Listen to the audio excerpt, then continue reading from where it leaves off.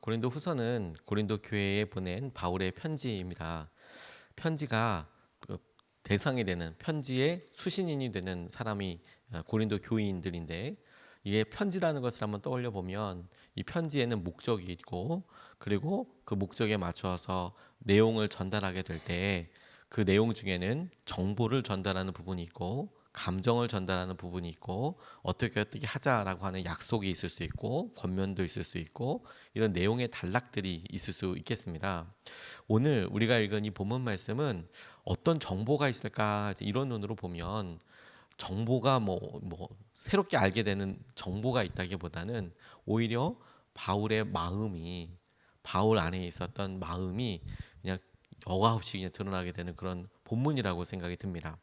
어리석음이라고 나와 있는 단어 하나를 주목해 보면 그가 어리석다라고 이야기하는 것이, 앞서서 바울이 거짓 교사들에 대해서 이야기했던 사람들, 그 사람들이 어떻게 사람들에게 영향력을 주느냐, 자기의 외적인 것들을 자랑하고 내가 이런 사람이다, 나는 이렇게 한다, 바울은 사역을 할 때 또 월급도 받지 않았던 것이 부족하기 때문이다, 이런 식으로 외적인 여러 일들, 겉모습에 대해서 주목하게 하고 자기들과의 차이점을 애써 구분하게 하고, 그래서 스스로를 드러나게 하려고 했던 사람들을 통칭해서 그런 행동들을 어리석다, 이 어리석은 사람들과 같다라고 이야기하고, 그렇다면 그렇게 자랑하는 사람, 그렇게 다른 사람들을 비입게 지적하는 사람, 그런 모습, 외적인 겉모습을 드러내는 어리석은 모습을 그러면 나도 한번 가져보겠다, 이렇게 얘기하고 있는 겁니다. 그러니까 마음이 그렇다라는 것이 이제 그런 어리석음 자체에 대해서나 어떤 것을 비난하려고 하기보다 이런 상황 자체에 느껴지게 되는 바울의 마음을 이렇게 이야기하고 있어요. 감기 걸린 사람이랑 사랑에 빠진 사람은 속일 수가 없다죠. 감기야 계속 기침이 나오거나 몸에 아픈 그런 기운들이 나타나니까, 그래서 어디 아픈가 보다, 감기 걸렸나 보다, 이렇게 알 수 있고, 사랑하는 사람도 마찬가지죠. 갑자기 예뻐지기도 하고 활기차 보이기도 하고, 옷을 입는 것이 바뀌어지기도 하고, 시간 쓰는 게 바뀌어지기도 하고, 감기 걸린 사람이랑 사랑에 빠진 사람은 속일 수가 없대요. 바울의 말을 이렇게 가만히 보면서 저는 그의 말 속에, 그의 마음에 계속 일어나고 있는 이런 방향과 마음을 그냥 그대로, 그 마음 그대로 받아주고 그 마음 그대로 이해하려고 하고, 그게 우리에게 주시는 주님의 도전과 또 바울의 모습을 통해서 깨닫게 하시는 것에 대해서 질문해 보고 오늘 같이 기도해 보고 싶습니다. 사랑하는 사람들에게는 사랑하기 때문에 표현되는 말이 있어요. 말이 16절부터 18절까지 말씀을 보면, 거듭 말하지만 아무도 나를 어리석은 사람으로 생각하지 마십시오. 그러나 여러분이 나를 어리석은 사람으로 생각하려거든 어리석은 사람으로 받아주어서 나도 좀 자랑하게 놓아두십시오. 지금 내가 하는 말은 주님의 지시를 따라 하는 말이 아니라 어리석음에 빠져서 자랑하기를 이렇게 장담하는 사람처럼 어리석게 하는 말입니다. 많은 사람이 육신의 일을 가지고 자랑하니 나도 자랑해 보겠습니다, 라고 이야기하고 있습니다. 이 말을 그냥 그대로 보아서 자랑해도 된다, 자기의 외적인 것을 사람들에게 이야기하고 해도 된다, 그게 옳다라고 이야기하는 게 아니라, 바울이 너무 억울하거나 혹은 너무 마음이 아픈 거예요. 왜? 자기의 진심과 함께해서 사역했던 곳이지 않습니까? 그렇게 있었는데도 불구하고 다른 사람들의 말을 더 잘 듣고, 그 사람들의 말을 빌어서 바울에 대하여 이상한 소문과 평가가 있게 되니, 그것에 대해 자기가 불편한 마음을 그냥 여과없이 드러나는 거예요. 그럼 나도 좀 자랑을 해볼까? 나도 그렇게 할까? 이런 마음을 드러내는 것이죠. 이 상황 자체를 옳다, 어떻게 해야 된다, 이렇게 보기는 쉽지가 않습니다. 왜냐하면 이것은 고린도 교회 성도들에게 그야말로 자기가 얼마나 불편한지를 알려주는 내용이잖아요.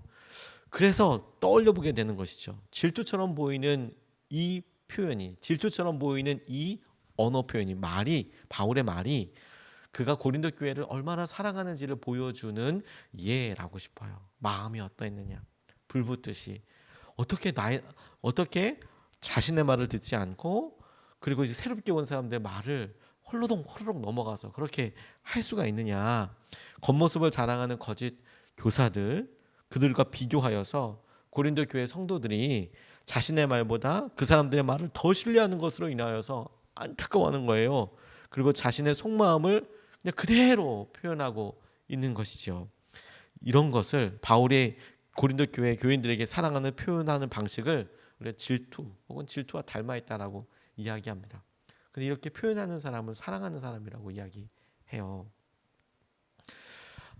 젊은 베르테르의 슬픔이라는 괴테가 쓴 책을 보면 젊은 베르테르, 거기 나오는 베르테르라는 사람이 롯데라는 여인을 만나서 드는 여러 생각들을 이렇게 아주 마음의 그 흐름들을 이렇게 묘사해 놓은 그런 짧은 책이 있습니다. 유명한 책이기도 합니다. 내용은 별다른 게 없습니다. 그가 어느 집에 갔더니 거기에 있었던 롯데라는 여인을 이렇게 마음에 들어하고 고민하는 이야기예요.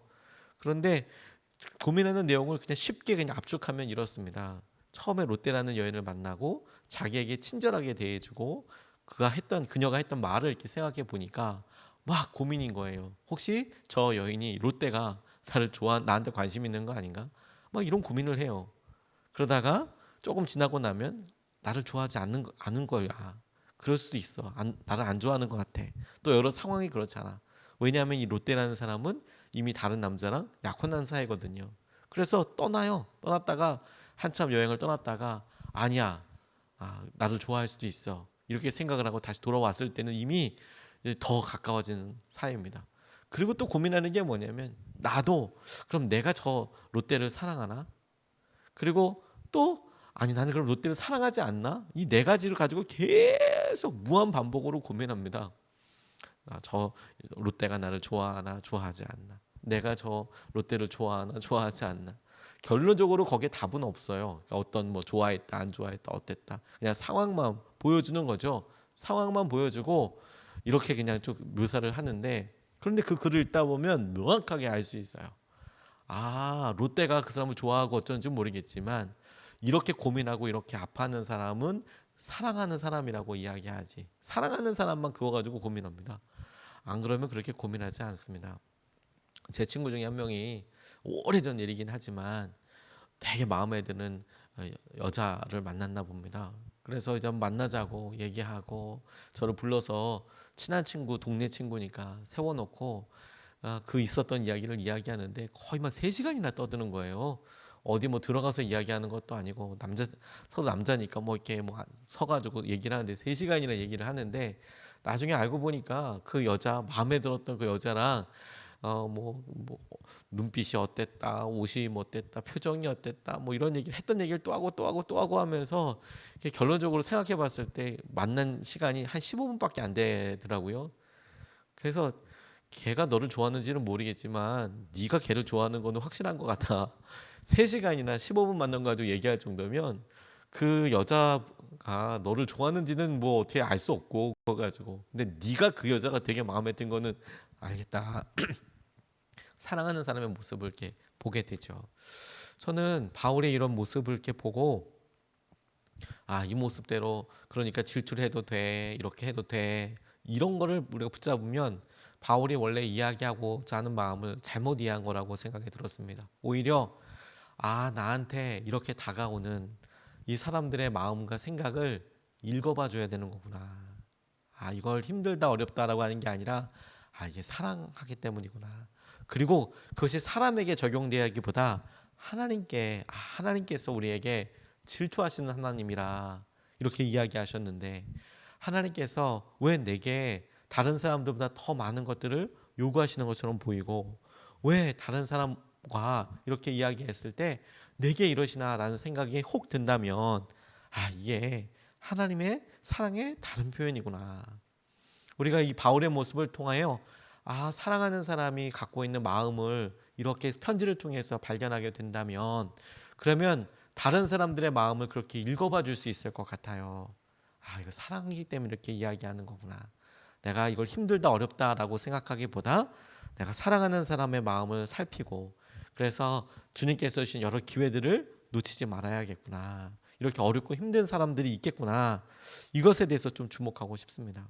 사랑하는 사람의 말, 하나님께서 하시는 은혜에 우리가 생각해서 같이 사랑의 그 관계를 더 깊이 유지하면 좋겠다 싶습니다. 두 번째로 주목하고 싶은 것은 사랑하는 사람에게만 보이는 것들이 있어요. 19절 20절 말씀 보면 여러분은 어지간히도 슬기로운 사람이라서 어리석은 사람들을 잘도 참아줍니다. 누가 여러분을 종으로 부려도, 누가 여러분을 잡아먹어도, 누가 여러분을 골려도, 누가 여러분을 얕보아도, 누가 여러분의 뺨을 때려도 여러분은 가만히 있습니다 라고 이렇게 이야기합니다. 역시 이 이야기도 바울이 고린도 교회 성도들에게 하는 일종의 평가예요. 그러니까 이걸 어떤 팩트로 받아들이고 그러니까 넌 그렇다라고 이야기하기보다 바울에게 지금 느껴지는 감정과 마음으로 고린도 교회 성도들이 너희들 어떻게 그럴 수 있냐, 그렇게 말을 잘 듣고 그렇게 할 수 있냐라고 일종의 마음에 있는 것, 불편한 마음을 이제 표현한 것이죠. 우리 스스로 우리 모습을 제대로 볼 수 없는 경우들이 훨씬 더 많습니다. 당장 뭐 겉모습만 해도 거울이 없으면 혹은 거울과 비슷한 것이 없으면 우리 자신의 모습을 본다는 것은 불가능하죠. 우리 눈으로 볼 수 있는 것은 얼굴 빼고 다 볼 수 있겠죠. 뭐 등도 볼 수는 없겠죠. 우리 자신이 우리 스스로를 볼 수 있는 건 거의 뭐 방법이 없어요. 오히려 때로는 사랑하는 사람에게만 보이는 안타까움이 있습니다. 그러니까 우리 자신을 우리가 평가하고 볼 수 있는데 우리 자신은 잘 몰라요. 당연하고 익숙하니까. 그런데 다른 사람들도 모를 수 있어요. 근데 사랑하는 사람들에게만 보이는 우리 모습이 있어요. 내가 그렇구나. 내가 이렇구나. 제가 가끔 저희 집사람이 저한테 이야기하는 거 보면 제가 모르고 제가 생각하지 못했고 다른 사람들도 그것에 대해서 느끼는지 안 느끼는지 이야기를 안 해주니까 다른 사람들은. 근데 저희 집사람이 제게 이렇게 와서 이렇다고 이야기해 주는 경우들이 있어요. 제 모습에 대해서요. 제 행동과 제 말에 대해서 이렇게 느껴질 수도 있겠다고 이렇게 이야기해 주는 경우들이 있어요. 그러면 저는 몰랐는데 그럴 수 있겠구나. 과연 그렇겠구나. 이게 깨달아지는 부분들이 있거든요. 사랑하면 눈으로 봐주니까 제게 관심 있게 봐주니까 그런 사람들에게 보여지는 그런 안타까움이 혹은 그런 시선들이 결과들이 있더라고요. 하나님이 우리를 그렇게 안타까운 눈으로 마음으로 바라보고 계신다라고 싶어요. 어떻게 우리가 그렇게 죄에 쉽게 넘어지는지, 어떻게 이렇게 잘 넘어지는지, 또 유혹에 쉽게 넘어가는지, 또 결심들은 또 자주 그렇게 잃어버리는지 말로 다 할 수가 없습니다. 말로 다 할 수가 없어요. 왜 그게 안 될까라고 하나님께서 우리를 이렇게 보시겠다. 우리는 잘 모르죠. 그냥 그럴 수 있다, 이럴 수 있다라고 이야기하지만 최근에 읽은 책 중에서 아버지의 마음에 대해서 이렇게 이야기하는데 아버지가 그 아들을 그 자녀를 사랑할수록 깊이 사랑할수록 그 아이가 만약 유혹에 빠져 있다면 더 커다란 화를 내지 않겠냐, 더 깊이 그 아이의 그 자녀의 삶에 관여하려고 하지 않겠느냐. 그 책이 외국 사람이 쓴 책이었는데 만약에 그 아들이 방탕한 길에 빠지고 뭐 마약을 하게 되고 뭐 이렇게 된다면 그걸 그냥 눈으로 너는 그렇구나라고 봐줄 그럴 부모가 어디 있느냐. 그 아들을 사랑한다면 사랑할수록 더 처절하게 더 간절한 마음으로 손을 내밀어서 그 자녀를 붙잡지 않겠느냐. 그런데 그렇게 사랑하는 마음 그런 얘기할 때 분노 그 안에 드는 여러 마음의 갈급함 마음 그런 것들을 가만 생각해 보면 그게 아버지로서 어머니로서 자녀를 사랑하는 것 그리고 그 사랑하기 때문에 보이는 것 안타까운 것 그러면 안 돼. 그러면 나중에 후회할 수 있어. 아니 반드시 후회한다. 그렇게 하면 어렵다. 이렇게 생각되어지니까 미리 살아본 사람으로서 그걸 반대하고 간섭하려고 하고 이야기하려고 하는 것이죠. 뭐 아무나 다 그렇게 하겠습니까? 그렇게 하지 않죠. 사랑하는 사람들에게만 보여지는 것들이 있어요. 그럴 때 그 사람의 모습을 잘 깨달아 알아주는 것이 너무 중요하다고 싶습니다. 하나님께서 우리에게 말씀하시는 것에 우리가 어떤 사람들은 이렇게 많이 이렇게 자세히 이야기하시나? 네, 그렇게 이야기하세요. 하나님은 왜요? 사랑하시니까. 우리를 사랑하시고 우리를 붙잡아 주시니까. 그러니까 바울의 의도는 한 가지였을 거예요. 자기의 마음을 자기가 얼마나 걱정하고 염려하고 사랑하는지. 그리고 그 사람들은 자기들끼리 두런두런 있으면서 그게 뭐 그런가 보다, 그렇게 결정됐나 보다, 결정했으니까 합리적으로 그렇게 되나 보다가 아니라 사랑하는 눈으로 보는 사람들에게 안타까움이 있는 거예요. 그렇게 하면 안 된다고. 그거는 어려운 길이라고. 그렇게 하면 안 될 것 같으니까 이제 간절히 이야기하는 것이죠.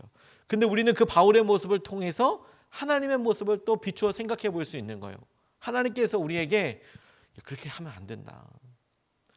하나님께서 우리에게 그런 마음을 주시고 성령의 근심하심을 주시고 그리고 우리에게 말씀을 생각나게 하시고 그래서 우리에게 주님께서 하시는 여러 일들을 계속해서 도전하시는 것이죠. 그리고 주님께서 우리의 삶에서 여러 사람들을 통하여서나 말씀을 통하여서 하나님께서 우리 앞에서 어떻게 인도하시는지 그 모습을 보여주세요. 릭 리스비라는 그런 분이 대학교에서 그 졸업할 때 왜 명사들 유명한 사람들이 와서 미국의 대학교에서는 이런 축하 연설 같은 거를 합니다. 릭 리스비라는 사람이 이렇게 본인이 이렇게 축사를 맡게 돼서 아주 재밌고 감명 깊게 졸업식 축사를 이렇게 하는데 거기에 자기에게 가장 영향을 미쳤던 사람 이야기를 이렇게 해요. 자기 삶에. 그리고 그 사람에 대해서 먼저 설명하는데 이 사람은 초등학교 3학년 중퇴자다. 초등학교 3학년 중퇴자고 평생 요리사로 살았다. 요리사로. 그러니까 외적으로 어떤 성공을 기대하고 외적인 여러 모습을 보는 사람에게 그렇게 도전이 될 만하지는 않죠. 대학을 나오고 좋은 대학교를 나온 졸업식에 있는 사람에게 초등학교 3학년 중퇴자의 이야기 그리고 뭐 요리사였고 요리사는 직업 자체가 또 그 뭐 여러 힘든 영역들도 있으니까 얼마나 그럴까 싶지만 그 사람은 그 앞에서 연설하고 있는 릭 리스비라는 사람의 아버지 이야기였어요. 아버지 이야기를 이렇게 하면서 자기 평생에 자랑하고 자랑스러운 아버지 이야기. 이 아버지가 요리사셨는데 새벽 3시 45분에 집을 나가셨대요. 항상 새벽 3시 45분에 집을 나셨대요. 그래서 릭이 어렸을 때는 잘 이해가 되지 않았대요. 왜 이렇게 아침 일찍 나가나? 새벽 3시 45분에 왜 날마다 왜 그러나? 라고 엄마한테 물어봤더니 엄마가 이렇게 대답해 주더래요. 언젠가 이 아버지가 그러셨대요. 언젠가 내 아이들 중에 한 명이 나를 뛰어넘을 거라고 믿기 때문이라고 그렇게 이야기했답니다. 내 아이들 중에 언젠가 나를 뛰어넘을 그런 아이가 있을 거야. 그런데 그게 무슨 소리야? 그런데 왜 자기가 그렇게 해야 해? 자기를 뛰어넘고 자기보다 더 성실하게 살아가려고 하는 사람, 그 아이가 자기가 계속 평생 지켜온 3시 45분 아침에 일찍 출근하고 사람들보다 일찍 나가서 기다리고 뭔가 그날 해야 될 일에 대해서 끊임없이 예비하고 그런 모습으로 살아가는 아버지의 모습을 뛰어넘기를 원하는 거죠. 그거 보여주려고 평생 그렇게 살고 살아가셨다. 그렇게 이야기를 이제 쭉 자기 아버지 이야기를 재미난 여러 일을 통해서 이야기하고 도전하더라고요. 사랑하는 사람의 모습이 있어요. 아버지가 사랑을 표현하는 여러 방식들이 있죠. 그런데요. 근데 그 가운데 마음을 읽어드리는 게 너무너무 중요하다고 싶어요. 저희 아버지도 제가 고등학교 3학년 때 지금도 기억나는 게 제가 고등학교 3학년 때는 저희 사택이 교회 안에 있었습니다. 교회 안에 뭐 대단히 있었던 게 아니고 칸막이가 이렇게 있고 칸막이 건너편이 그러니까 칸막이 이쪽 편은 본당이고 뭐 본당 뭐 하나밖에 없죠. 공간 예배 공간이고 칸막이 저쪽 편은 조그맣게 사택이 이렇게 있다 보니까 그러니까 교회에 있으면서 이제 고3 시간 때 교회에서 공부하기가 좀 어려웠어요. 예배도 있고 뭐 그러니까 이제 뭐 사람들도 많이 오고 혼자 기도하는 사람도 있고 그분들은 크게 이제 기도하시고 당연히 그렇게 하셔야죠. 근데 이제 안에 있는 사람한테도 그게 다 그대로 들리니까 여과 없이 다 들리니까 그러니까 어려운 형편에 독서실에 보내주셨어요. 독서실에 보내주시고 늦게까지 공부하다가 이렇게 오면 저희 아버지가 항상 기다리고 계셨어요. 항상 기다리고 계시고 인사라도 하고 계시고 1시 반에 뭐 이렇게 가면 그리고 가끔은 그 요구르트라고 하나요? 요플레라고 하나요? 특정 브랜드여서 좀 그런데 그거 이렇게 주시고 뭐 별 말은 안 하셨어요. 원체 말이 없으신 분이어서 저는 그게 사랑한다는 표현이라는 것을 몰랐습니다. 그냥 뭐 그러시는 건가 보다. 그리고 아침에 일어나서 깨워서 보내주시고요. 가만히 지금쯤 이제 생각해 보니까 그리고 생각이 드는 거예요. 저는 고3이라고 어렵게 그렇게 힘들게 보냈는데 우리 아버지도 가만 생각해 보니 고3 시간을 보냈던 저만큼이나 잠을 안 주시고 안 주무시고 그렇게 보내셨나 보다. 뭐 낮잠을 주무셨는지는 모르겠지만 그렇게 어렵게 보내셨나 보구나. 그리고 깨달아지는 거지 이제서야. 그게 아버지가 보여주셨던 기준이구나. 지금도 유튜브로 정말 열심히 하세요. 매일 설교 한 번씩 올리시는데 저희 어머니가 넌지시 저한테 이야기해요. 저한테 기준이 되어주시려고 은퇴하고 나서도 끊임없이 활동하고 성경 공부하고 설교 준비하고 하는 모습을 보여주시려고 저렇게 하신다고. 이미 잘 이해했는데도 그거 보여주시려고 평생 그렇게 하신다고. 제게 너무 큰 도전이 됐어요. 하나님께서 우리에게 주시는 여러 생각들, 마음들이 있죠. 그 마음을 알아봐 주는 겁니다. 뿐만 아니라 여러분, 우리 스스로도 사랑하는 사람에게 하나님께서 주신 여러 생각과 마음들을 전달하는 것에 조금 더 마음을 기울일 수 있으면 좋겠습니다. 오늘 두 가지 말씀을 같이 나눴어요. 사랑하는 사람에게만 보이는 말이 있습니다. 여러분, 특별히 우리 주위에 정말 사랑의 관계들이 있지 않습니까? 부부 사이에 혹은 부모 자녀 관계에. 그때 혹시 여러분들 마음에 혹시 불편하거나 아직 해결되지 않은 것이 있다면 혹시 그것을 사랑이라는 단어로 바꿔 쓸 수 있을까? 그리고 그게 가능하다면 이해해 드리고 그 마음을 헤아려 드리면 참 좋겠습니다. 뿐만 아니라 하나님께서 우리에게 주신 사명과 마음에 대해서 우리가 조금 불편하고 어려움이 있다면 혹시 그것을 사랑이라고 표현할 수 있지 않을까? 적용해보고 하나님 바라보면 좋겠습니다. 또 사랑하는 사람들에게만 보이는 것들이 있잖아요. 우리에게는 보이지 않지만 사랑하는 사람들에게만 보이는 것이 있잖아요. 바울이 고린도 교회에 안타깝게 이야기하듯이 우리에 대해서 이렇게 안타깝게 이야기하는 혹시 그런 것들이 없을까? 사랑하는 사람들이 느끼고 있지만 우리는 잘 느끼지 못하는 그런 것들이 좀 있지 않을까를 살펴보세요.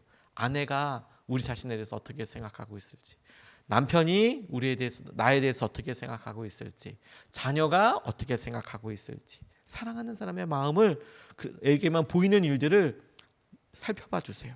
그리고 우리 스스로도 하나님께서 은혜 가운데 그 일을 헤아려 드리고 하나님께도 그렇게 의지하고 자발적으로 믿음으로 나아가는 하루 되었으면 좋겠습니다. 두 번 나눠서 같이 기도하겠습니다. 첫 번째, 주님만 사랑하게 하소서라고 기도하겠습니다.